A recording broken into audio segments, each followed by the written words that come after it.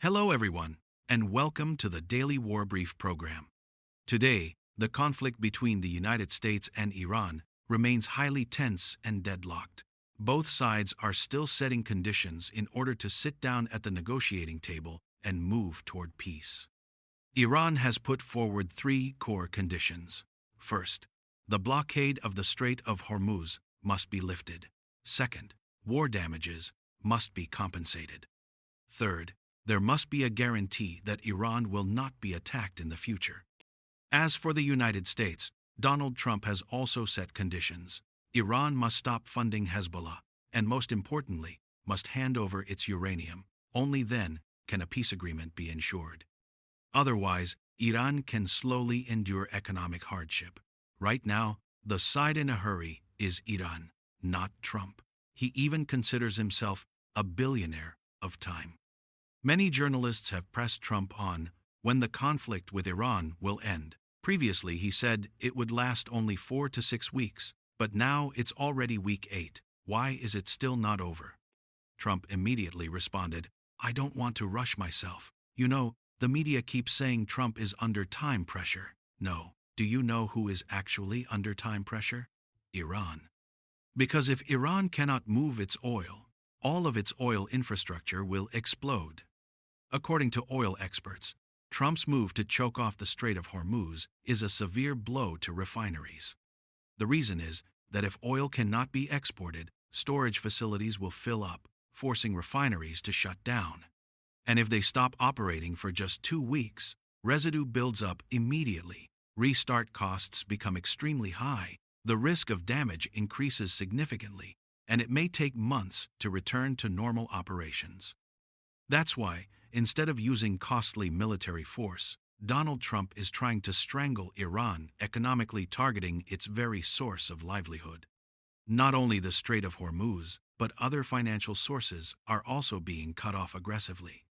Most recently, the U.S. blocked a flight carrying $500 million in cash to Iraq. The reason is that Iraq has Iran-aligned militias, and the U.S.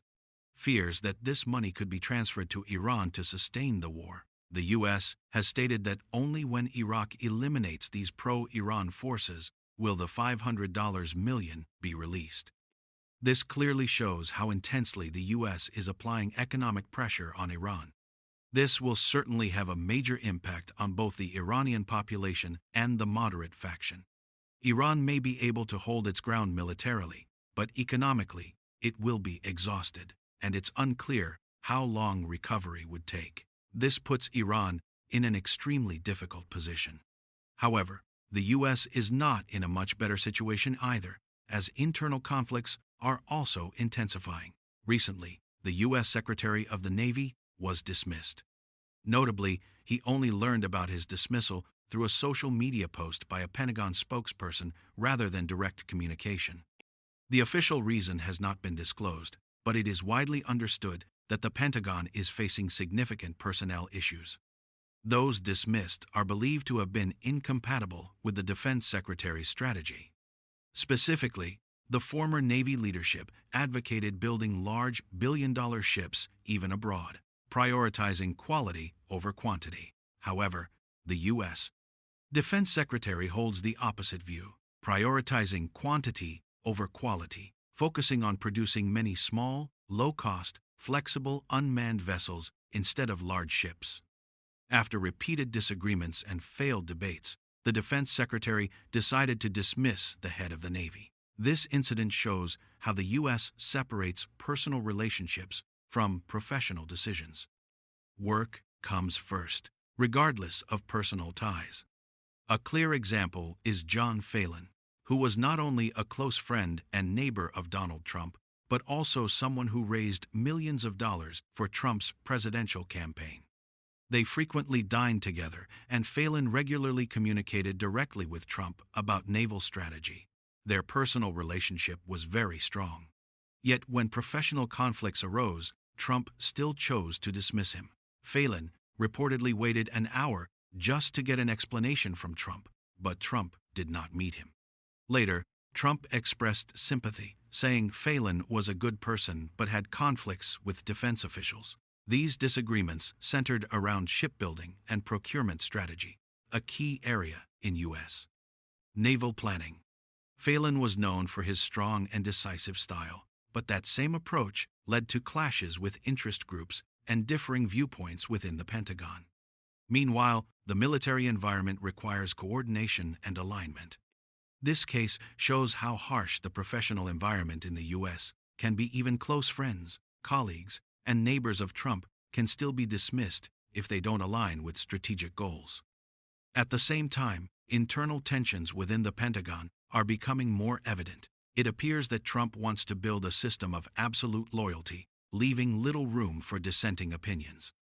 It's unclear whether these internal conflicts have been exposed because of the war with Iran or if they were already present. Since the conflict began, 2 high-ranking U.S. military leaders have been dismissed. The first was the Army chief, who was considered too cautious, always prioritizing logistics and preparation before engaging in combat. However, the Defense Secretary believes modern warfare requires speed and decisive action, not prolonged preparation. That's why the Army chief was removed. Now, the second dismissal is the Secretary of the Navy. Many experts are questioning whether repeatedly firing top commanders during an ongoing conflict could affect operations in Iran.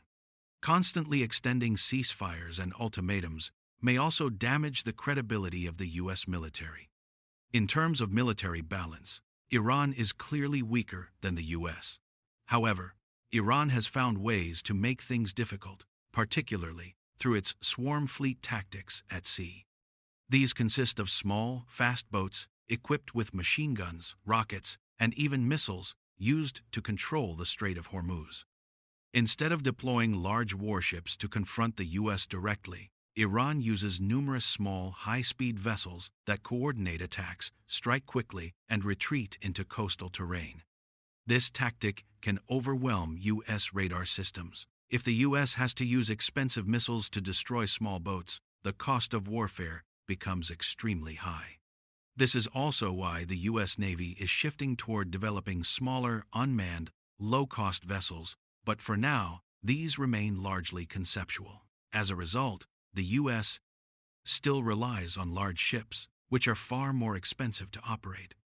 This is one of the reasons why Donald Trump prefers ceasefire strategies and economic pressure over direct military action. Military confrontation may not guarantee victory, while the costs are extremely high.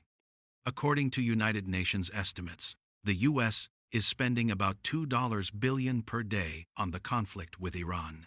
Yes, $2 billion per day.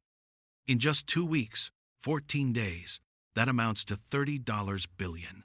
That sum, if used differently, could help 87 million people around the world.